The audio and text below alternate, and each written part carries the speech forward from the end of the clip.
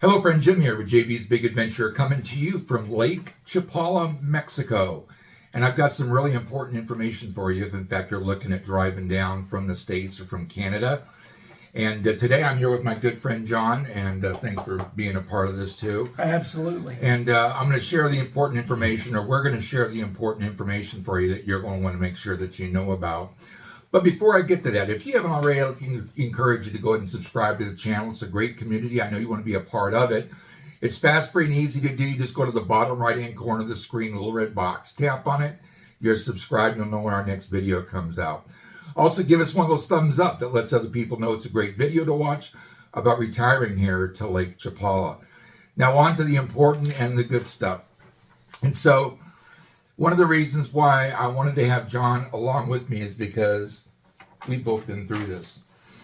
And I wanted you to get the perspective of another person involved. Plus, in fact, we're just really good friends. So wanted to share it with him too. So some of the things that are important to do as you're coming to the border are what? What would you say that one of the important things is to come to the border? Well, first of all, you need to be prepared before you get to the border. Right. That means you need to make sure you know what you need, and whatever it is you need to be able to get your visa or get your temporary import permit, your tip for your car, you need to have all of that prepared, because it will take you a long time if you are not prepared when you arrive at the border. Okay, that's really a good tip. Really a good tip. When it really comes down to it, that's probably one of the most important things is, and also knowing in advance what to be expecting at the border. So let's first of all talk about customs. Now, you guys drove your car down. You didn't have a trailer. So what, in your experience, took place when you went to customs? Well, when we went through customs at the border, we crossed at Laredo. And when we crossed the international bridge there in downtown Laredo, we were chosen to be inspected. And so we were directed to pull our car off into one of the side spots. One of the inspectors came over. He asked me to open the trunk. He looked in the back seat. It was packed all the way to the roof. As you well know, our car was just completely packed. Right. And then he pointed to one suitcase that was in the far back of the trunk. Well, of the course. one that was the hardest to get to. And he said, I want to see in that. So I had to pull everything else out of the trunk of the car. And while I was doing that, he started opening the other suitcases. So our other suitcases were laid open there on the ground while I was getting to that suitcase. Now, here's the funny thing. When I finally got to that suitcase and I pulled it out and I handed it to him, he said, I don't want to see that suitcase. Well, I know that when we got to the border, we actually followed somebody down, and there was a trailer that we had all of our stuff on. And I can still remember pulling in. There was two agents that came. One of them ended up just kind of looking and then left. But the other one actually had us take the tarp off and pointed to certain boxes and wanted to know what was in those boxes. But you had a manifest, right? I had a manifest. And that's one of the things that I encourage people to do, and that is, before you get to the border, know what's in each box. It's very simple to do, whether you get plastic boxes or you get cardboard boxes, to put a number on it, and then on your sheet, put on there what's inside. The contents of that box. Right. And it doesn't have to be 4 pairs of this, or, I mean, all it's got to be is clothes. And then maybe cooking utensils, or, it's very simple. It isn't like they want to know every single thing you've got in there. It's just simplicity about having everything in advance, being able to hand it to them. Because I think they only went through like 1 or 2 of our boxes, and we had a big old trailer. And all they wanted to know was, what was in it and that it matched up with what the box was. So, and it wasn't a very big deal. Then what happened, because we had a trailer, there was a fee. Yes. And our fee ended up being $400. But then I saw an opportunity of negotiating, and I negotiated to $300. But then afterwards, I found out I probably could have negotiated to have even more taken off. But So the actually costs us $300 at customs to bring our things down. Right, and for us, it didn't cost us anything to bring what we needed to bring for 6 months living here in Lake Chapala. They really are looking to tax whatever you bring down in a trailer. If you bring down something in a trailer or a truck, expect you're going to be paying import fees to that. But if you're simply bringing your car down, and even if it's packed to the gills like our car was, with 2 bikes on the back, no problem. Yeah. Yeah. So that's a real good thing to know about customs. Now, immigration. Immigration. When you cross the bridge at Laredo, the downtown bridge, I've just simply got to say it is not the easiest thing to get to customs. I mean, to immigration, I mean. You've got to go through town, you make 2 or 3 turns, you come back under the bridge, and then you swing up and you're able to get to the place where you must get your passport stamped.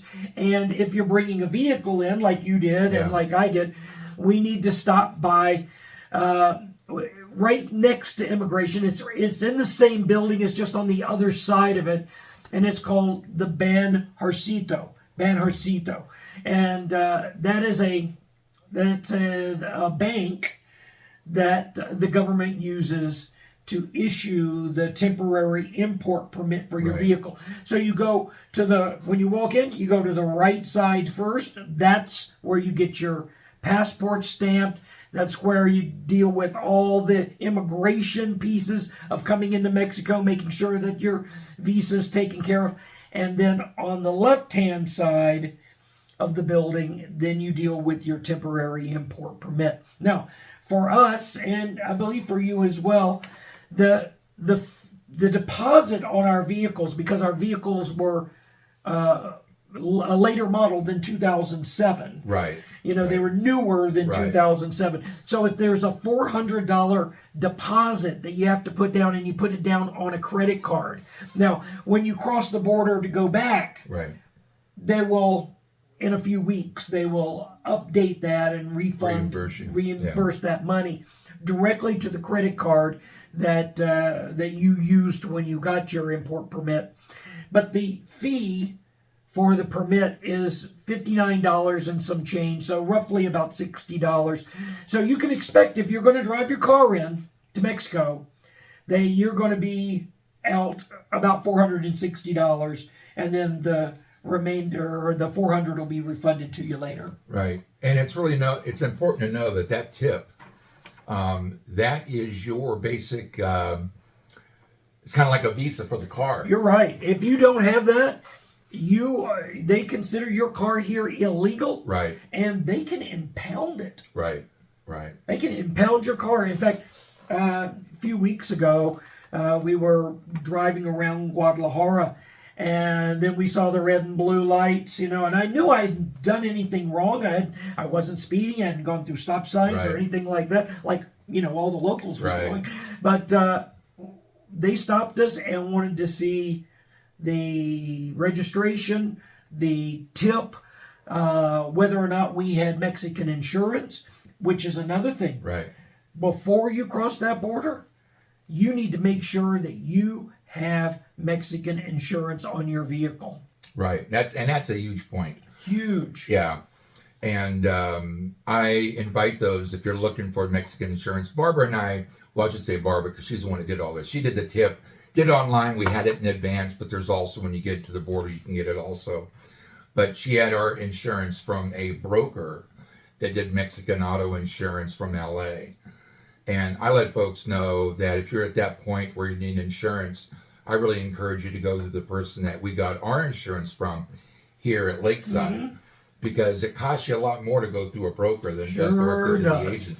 And so it's a real savings of money. I mean, if I had to guess, we were paying like $250 for basically for a quarter. But then when we got our insurance after we were here, and we found out that we could get it cheaper, it was like $250 for the entire year. So having that insurance is really an important thing too. So if you'll email Jim before you make this trip down here, he will connect you with the person who can get you Yeah. very good quality Mexican automobile insurance. Right.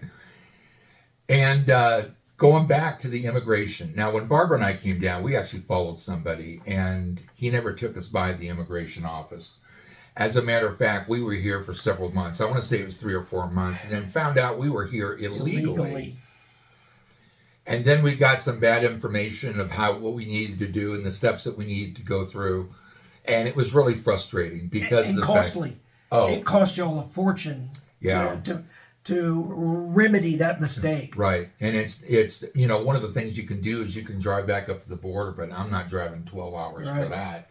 And the thing is, Jim, when you go across the border, they don't tell you at the bridge you need to go to immigration. They're not telling you at customs. When your suitcases are laying out there, you may think, well, that's it.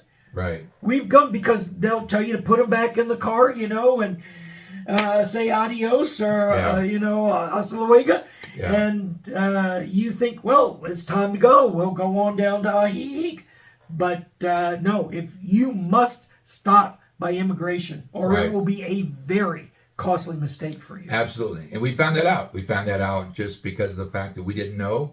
And that's why we're putting this video together, so you can know and be educated. Another thing about immigration, and that is, it's really important that you get your passport stamped.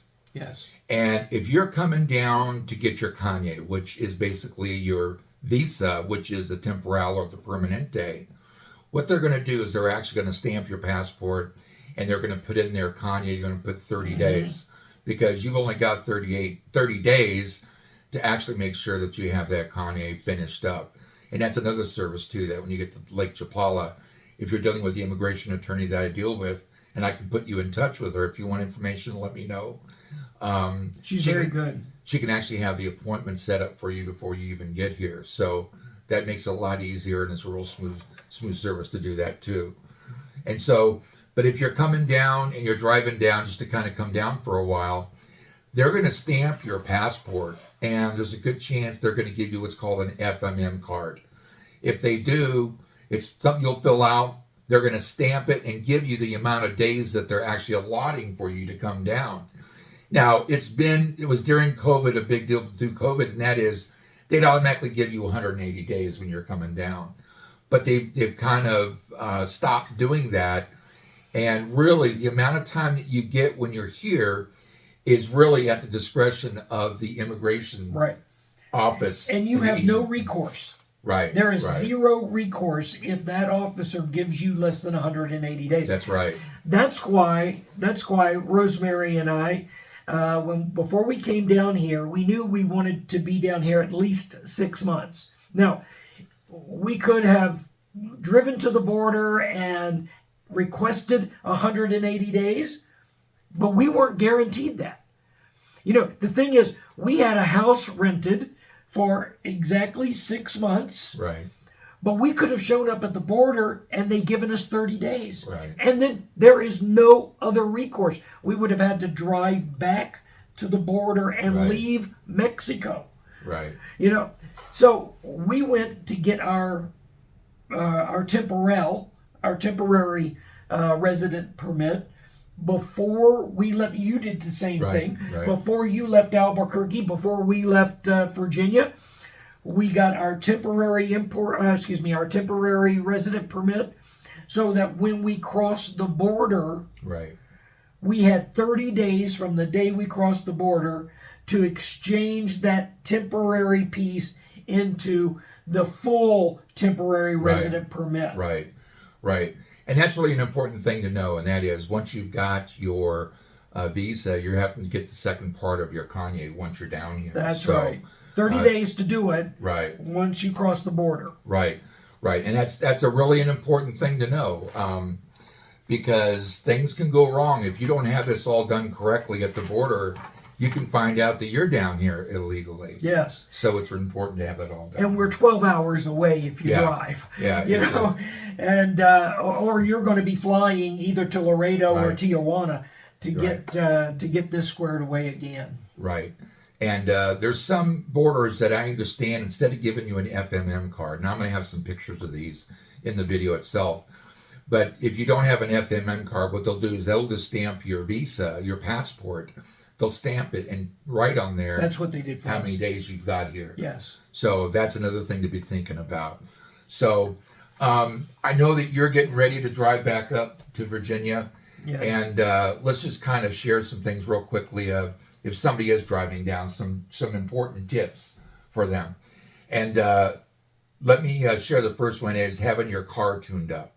So share with us. I know you recently went and did that. We just went to the dealer in Guadalajara just last week to have everything checked out. The brakes, the tires, all the fluids, our air conditioning, all of that to be completely checked out before you make this drive, because there really is there are a few decent sized cities between, but you can go easily 5 hours in one stretch. Right. Where you have nothing. Right. There's no cell phone service. Right.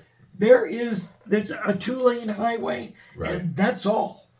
It's kind of deserty. And it's really important that we really stress that to you, and that is having the car basically tuned up. Also making sure your tank's always filled with gas. Yes. We came this close to running out of gas one time because I was thinking, well, certainly there are gas stations all along the way. Right. There was a stretch of a couple 100 miles, and there was no gas station. Right. I mean, you just don't find that in the U.S., know, where there's so much space between a gas station. But I tell you, you need to fill up when you see them. And let me just, my personal experience, share with you that there was a time where I didn't fill it up, and I drove through the little town, and then I realized, oh man, the light comes on, and you're realizing you're getting low, and man, your heart just kind of goes like this. And I know we went past one station that I thought was just kind of a rinky-dink station, and I'd find something else, and it turned out that there wasn't anything else. We actually had to turn around and go back, because I knew I was on fumes. Yes. And I was so glad that getting into it was a hill going down, because it is so important to make sure that you got your gas. Just roll into the station. That's right. Just roll in. Another point, just really know this. There is no cell service. I mean, you're out in the middle of nowhere, and it's really important to know that there's going to be a span that you have no service. A couple of things that I would share. Either let somebody at home know that you're going to be leaving, maybe when you get to the border, and then maybe you have somebody here at Lake Chapala know that you're heading down, just so there's that expectancy of somebody getting there to be able to take care of. And that's exactly what we did. Is let's see, it was 2.5 hours roughly from the border. You have cell service, about 2.5 hours. Then there's like 5 hours where you have no cell service, and then the rest of the time you have